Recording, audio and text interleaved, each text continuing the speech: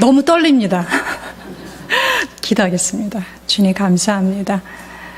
우리를 위해서 십자가의 사랑을 우리가 늘 묵상하지만은 혹시나 우리가 이 신앙을 개인의 생활에 안주한 것은 아닌지, 우리가 교회의 아버지 질주하는 그 모습을 향이나 우리가 너무나 쇠퇴시키고 있지 않는 것인지, 오늘 대표기도 목사님, 집사님께서 기도는 우리의 신앙이 날로 발전하기 원한다고 기도했습니다. 맞습니다. 하지만 우리의 안주하는 신앙이, 우리가 교회를 지향하지 못하는 신앙이 어찌 우리가 발전할 수 있고 날마다 나아질 수 있겠습니까? 행이나 우리가 우리의 삶의 안전이 이것이 됐다고 생각하는 경향이 있다면 우리의 신앙의 오류를 이 시간 성령님 모두 교정시켜 주시고, 우리가 다시 한번 신앙에 열심히 있던 지점을 회복할 수 있도록 역사해 주옵소서. 주님 감사하고 함께해 주옵고 우리를 불쌍히 주시옵소서. 예수님의 이름으로 기도드립니다. 감사합니다. 유 목사님께서 너무 이렇게 헌신 예배 틀에 맞지 않고 꼭 해도 안 된다, 꼭 이렇게 안 해도 된다, 그냥 편안하게 하시면 됩니다 해서 이렇게 서게 됐습니다. 오늘 주님께 감사드리고요. 또 저를 이 자리에 서게 하시는 마련해 주신 창동 진실교회 정말 감사드립니다. 이 사사기 10장과 12장까지는 나오는 이 사사 입다의 이야기는요, 우리 잘 알다시피 이 서원에 되게 집중되는 문제가 있습니다만은 내용을 잘 살펴보면 그 서원뿐만 아니라 우리의 신앙, 또 우리 일상의 이 가정의 삶에 주는 교훈이 여러 가지가 많습니다. 서원은 뭐냐면, 서원이란 사회나 종교에서 일상적으로 요구하는 정도를 넘어선 특별한 의무에 자기 자신이나 가족 또는 지역사회의 구성을 바치겠다는 뜻으로 자발적으로 행하는 성스러운 약속, 이렇게 규정합니다.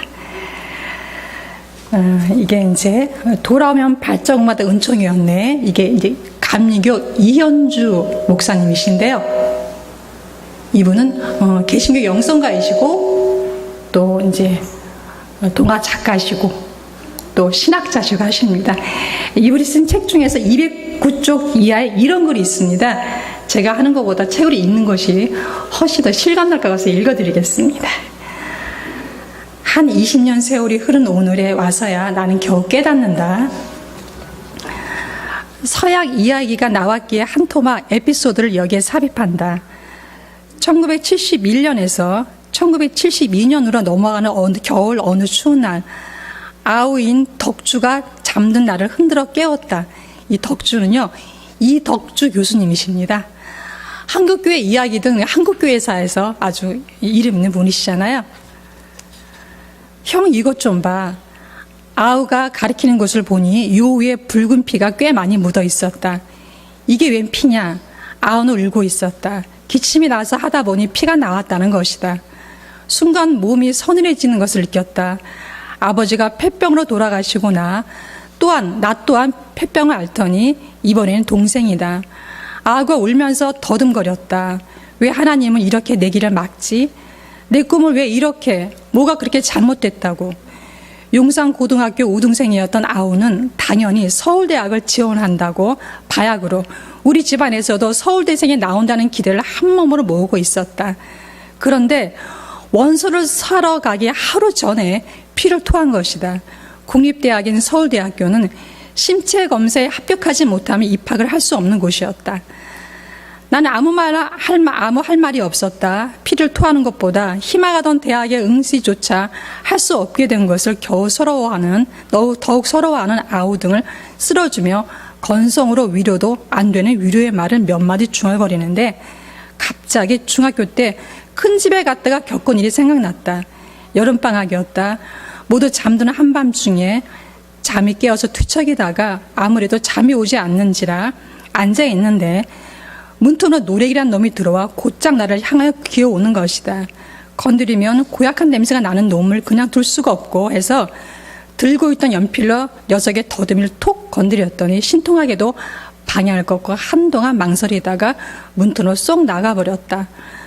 어쩌면 까맣게 잊어졌다가 그 순간에 그 일이 생각났을까? 아우에게 이야기를 들려주고 나서 말했다. 그때 나는 문 밖으로 나간 노래기를 어둠 속으로 들어갔다고 했어. 보기에 따라서 들어간 게 아닌 거, 나간 게 들어간 게 아니겠느냐. 하나님이 내 길을 막으신 게 아니라 오히려 문을 활짝 열어놓으신 것인지 어떻게 아느냐.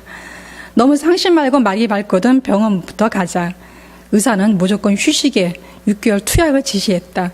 그리고 말하기를 피를 토한 것이 오히려 좋은 징조라고 했다. 우리는 1년쯤 쉬면서 병을 완전히 치료한 뒤에 다시 응시하기로 합의를 보았다. 그런데 며칠 뒤 아우는 자기 발로 걸어가서 감리교 신학대학 원서를 사왔다. 놀라고 실망스러워하는 우리에게 아우가 말했다. 중학생 때 골수염으로 깁스하고 누워있으면서 두 발로 걷게만 해주신다면 주님의 종이 되겠다고 약속한 일이 갑자기 생각났어. 어머니도 나도 아우를 말릴 수 없었다. 이덕주. 그는 그렇게 해서 중학교 시절 철없이 서약에 붙잡혀 목사가 되었고 우리나라 교회사를 공부하고 있다. 하나님 앞에서 서약은 어떤 형식으로든지 하지 말 일이다. 그러나 아직 철부지 시절이라면 할 수도 있다. 하지만 서약을 해놓고 나서 아주 까맣게 잊어버렸다면 모르겠거니와 그렇지 않다면 반드시 지킬 일이다. 영양 부족으로 지키지 못할 때 못하더라도 지키고자 최선을 기울여 노력을 해야 된다. 그것마저 없다면 우리 인생은 정말 아무것도 아니다. 이럽니다.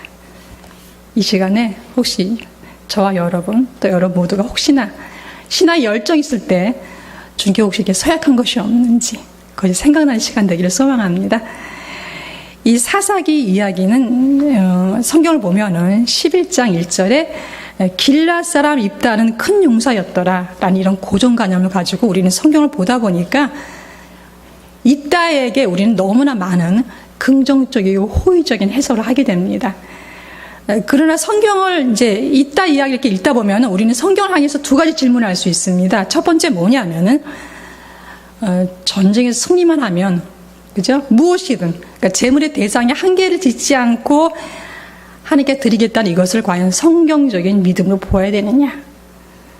또 하는 것은 둘째는 하나님께 재물을 사랑을 불태워 드린다는 인신제사 이것이 이 방법이 과연 옳은 방법인가? 라는 이걸 두 가지 우리가 할 수 이게 올바른 신앙생활일까라고 질문할 수 있습니다. 만약에 우리가 여러분이 이런 두 가지 질문에 성서적인 답을 끌어낼 수 있다면 우리는요 무엇보다 올바른 믿음이 무엇인가 또 두 번째는요 우리의 삶과 또 신앙이 추구해야 될 바른 신앙의 방법이 어떤 건가를 우리가 정립할 수 있다고 할 수 있겠습니다. 물론 그렇습니다. 무조건 드린다, 무조건 충성한다. 물론 이것도 아닙니다만은 무조건 난 가정이면 다 됐어. 내 가족 다 살렸으니까 나는 개장 괜찮으니까 교회야 뭐 이것 또한 문제입니다. 이따 서원 내용은 이렇습니다. 12장 30과 31절에 그가 여호와께 서원하 이르되 주께서 과연 암몬 자손을 내 손에 넘겨주시면 내가 암몬 자손에게 평안히 돌아올 때에 누구든지 내 집 문에서 나와서 나를 영접하는 그는 여호와께 돌릴 것이니 내가 그를 번제물로 드리겠나이다 했어.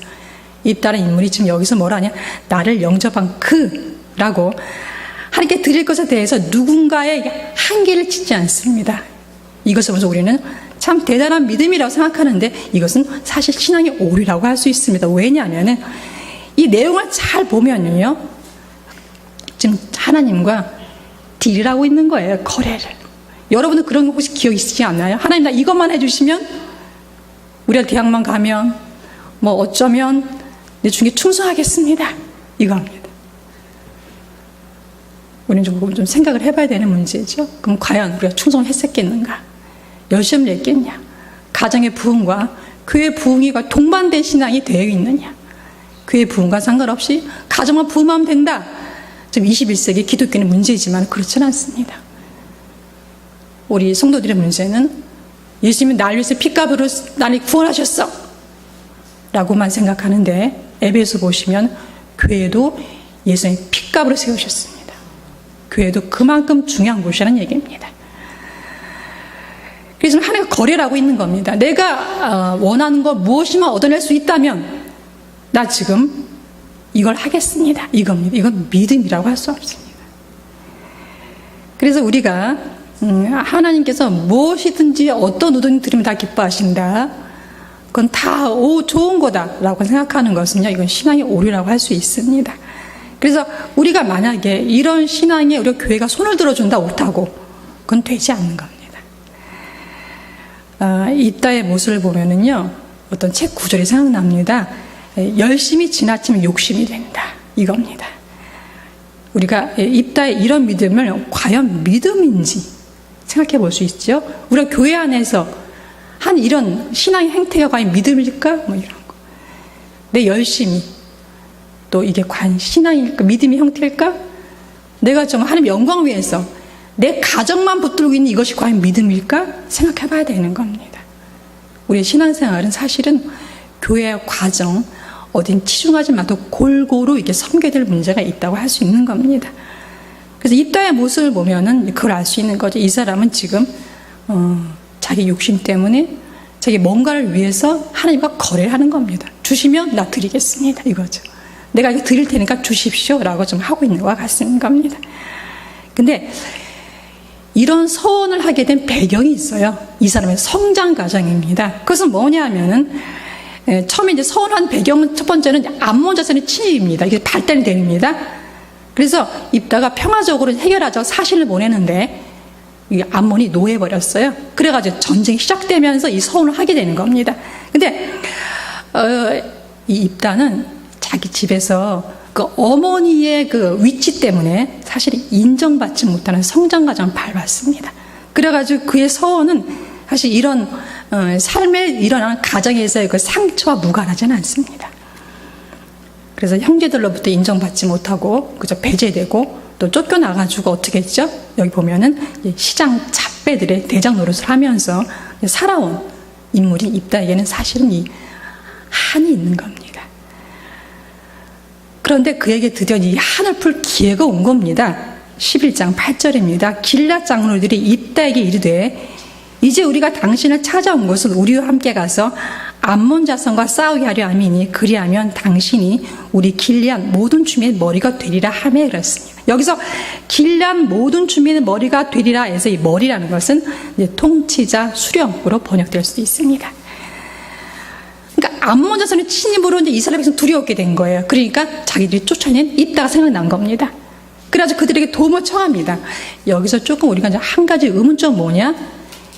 이 사람들이 왜 이 사이드에 밀려난 입다를 왜 찾아갔을까? 그에게 왜 도움을 청했을까? 조건적으로는 그들이 훨씬 조건이 좋았는데 이렇게 생각할 수 있습니다. 이제 추측건대는 아마도 당시에 암몬과 싸울 만한 이스라엘 군대 조직이 없었을 거다. 끼케야 이 입다가 가지고 있는 시장 잡배들 조직이 그나마 나았다라고 해석할 수 있는 거죠. 그래서 입다를 찾아가게 되는 겁니다. 근데 이스라엘 장로들이 이제 이때 와서 제시한 조건이 뭐냐면은 전쟁에 승리만 하면은 우리 총사령관을 삼고 그 후에는 뭐냐면 머리, 통치자, 수령 왕으로 섬기겠다고 하는 겁니다. 아주 파격적인 대우에 입다의 마음이 이 한 있는 입다의 마음이 어떨 거라는 것을 여러분 다 짐작할 수 있습니다. 어떨 것 같습니까? 한을 풀고 싶었을 거고, 그죠? 또 그 열망에 마음이 급 조급해졌을 것이고, 그러다 보니까 어떡하겠어? 이것이 혹시나 안 되면 어떨까? 불안감도 생겼을 것이고, 자기가 왕이 될 거라는 그 어떤 그 목표점만을 생각하게 됐을 겁니다. 거기서 나온 서원이 오늘 이 본문의 서원이라 할 수 있는 겁니다. 그래서 우리가 가끔 그렇습니다. 이게 뭐 성도 간에, 뭐 이웃지 간에, 이해는 돼, 그거는. 사람이 그럴 수 있지. 시험 들 수 있고. 그래, 교회 열심히 안 할 수도 있어. 그래, 뭐. 남편이 어떻고, 아내가 어떻고, 뭐 막 얘기합니다. 자녀가 어떻고. 충분히 이해합니다. 근데 여기서 지금 입다가 한 이 서원 내용은요, 이런 삶에서 된 거니까 우리가 이해했다고 두둔할 수 있느냐, 그 문제는 아닙니다.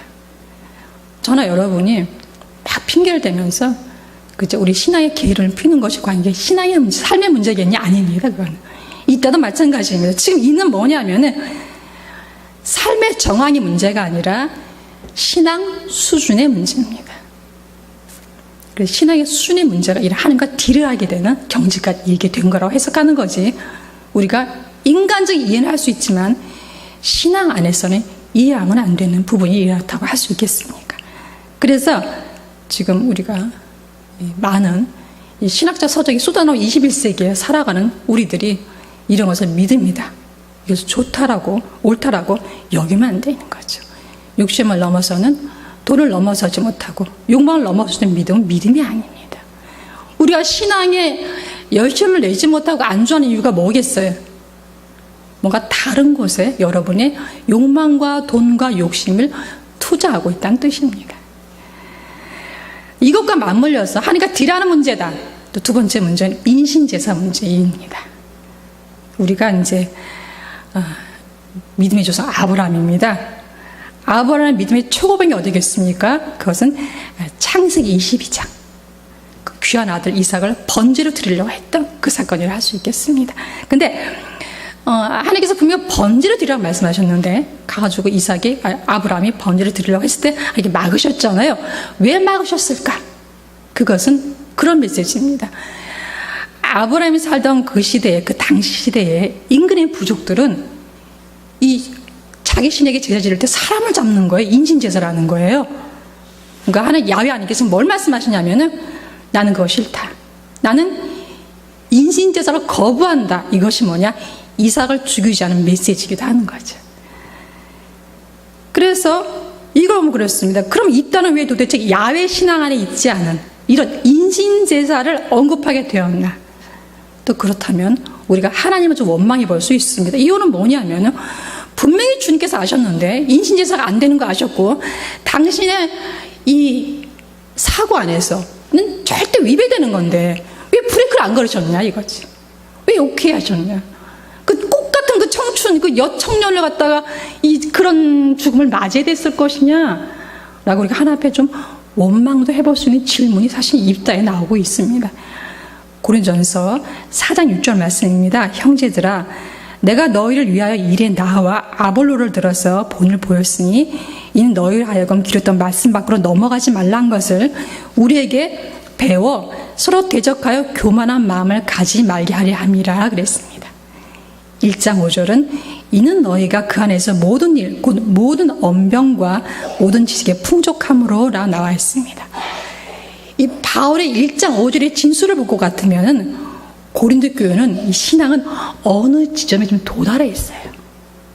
그리고 이 성경에서 은사장이 고린도 전서에 나오는 걸 보면 이들은 지식, 신앙적 지식, 신앙적 언변뿐만 아니라 이제 은사도 충만했다고 알 수 있습니다. 그러니까 아주 이게 골고루 갖춘 사람입니다. 지적인 거, 언어적인 거, 영적인 걸 다 갖춘 아주 대단한 교회라고 할 수 있는 겁니다. 그런데 지금 바울이 고린도 교회를 향해서 뭐라고 얘기했냐면은 기록된 말씀 밖으로 넘어갔다라고 말하고 있는 거예요.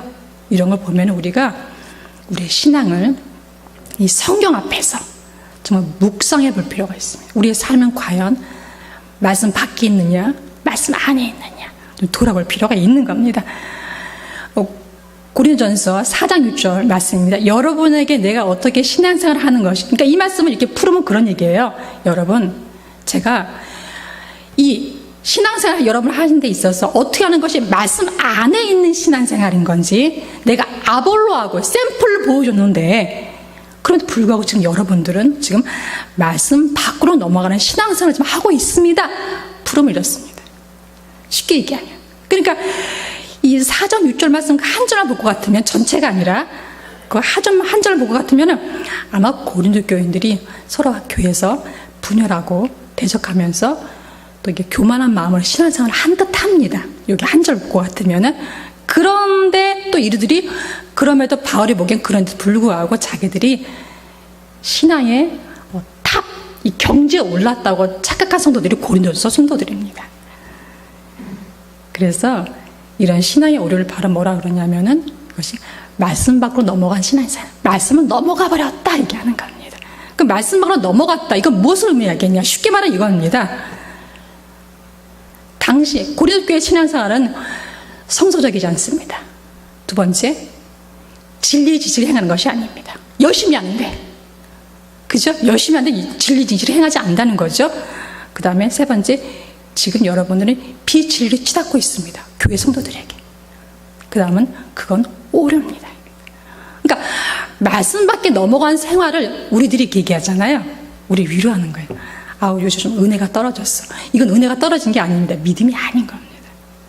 우리가 요런에 우리 잘못된 상대하면서 우리를 신앙을 해석해가지고 우리가 너무 이게 우리를 이 신앙을 빨리빨리 회복하지 못하는 경우도 있다고 할 수 있겠습니까?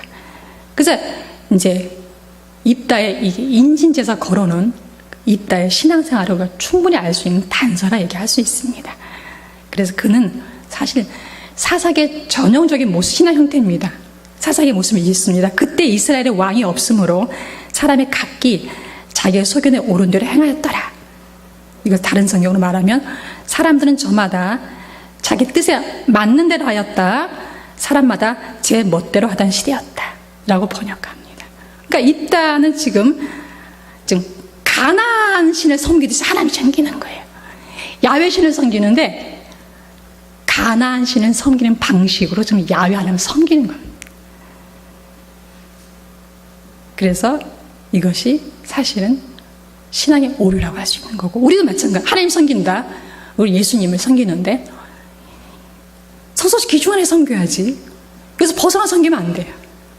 근데 우리는 그것을 믿음으로 생각하시면 안 되고, 그것을 은혜니 신앙인으로 명명하시면 안 돼요. 그런 거 그렇게 명명될 수가 없는 문제라고 할 수 있겠습니다. 그래서 고린도 교회나 입다나 신앙의 대상이 하나님의 방법론으로 섬기지 않고 다 뭐냐?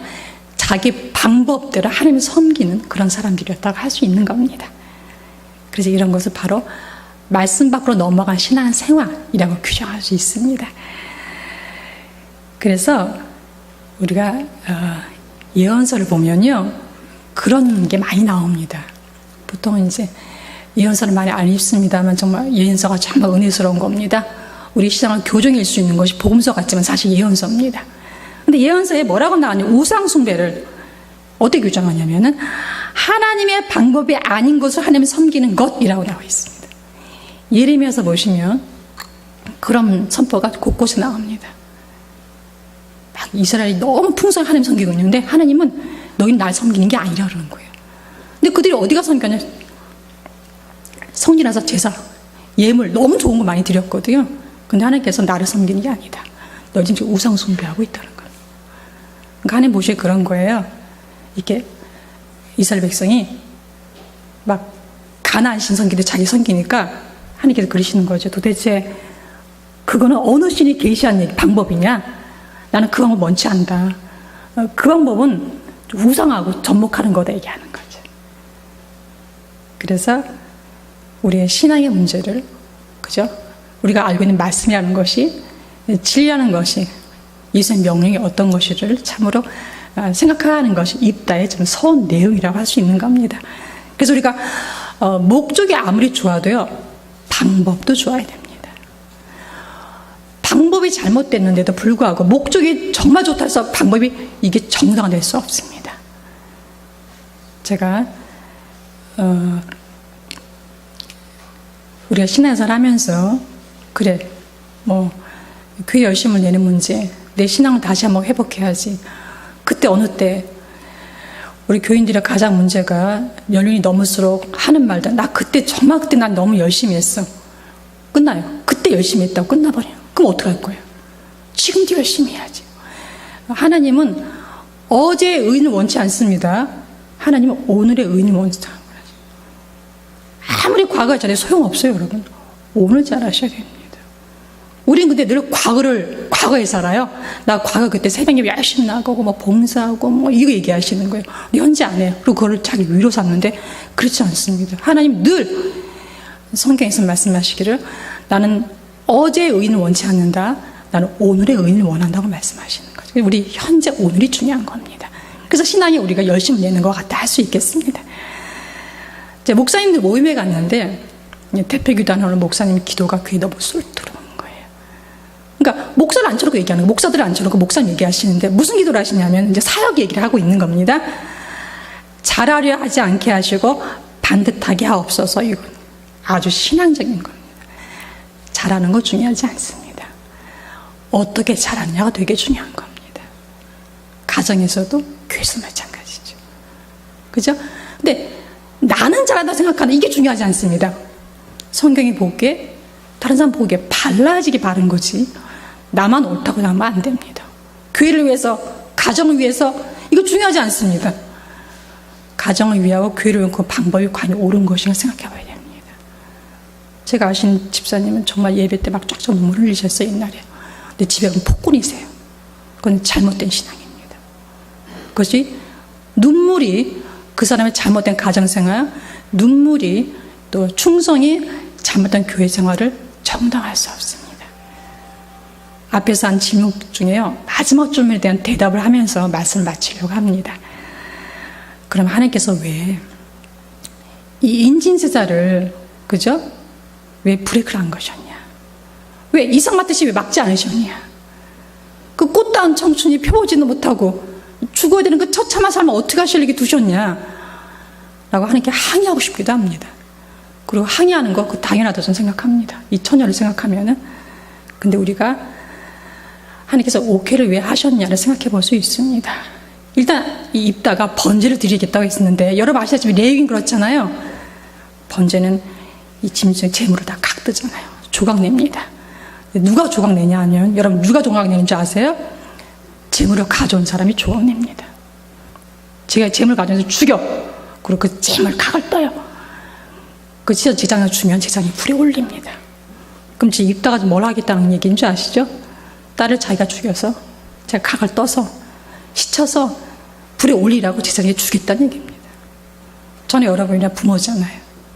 그러면 그렇게 허락하신 이 아비 입다를 생각한다, 이 하나님께서 이걸 도대체 무슨 의미로 해석하셨는가, 오케이 하셨는가를 우리는 능히 해석할 수 있습니다. 무조건 아멘 할 것도 아니고 볼 것이 아니라 하나님께서 허락하신 문제가 입다에게 과연 복이었을까? 이게 우리가 응답을 얘기할 수 있을까? 라고 하는 의미를 여기에 지금 내포가 성경을 내포하고 있는 겁니다. 입다의 아비를 생각하면 도대체 하나님은 이것을 어떤 의미로 오케이 하셨는지를 알 수 있는 겁니다. 저 여러분이 가정에서, 그죠? 이 가족으로서의 그 엄마, 아빠, 이 삶의 형태가 또 교회 안에서 신앙의 형태가, 장로님, 집사님 있잖아요. 신앙의 형태가 과연 복이 아닐 수 있다는 걸 아시고 저나 여러분 모두가 말씀 안으로 들어온 신앙을 회복하는 열성이 있기를 소망합니다. 기도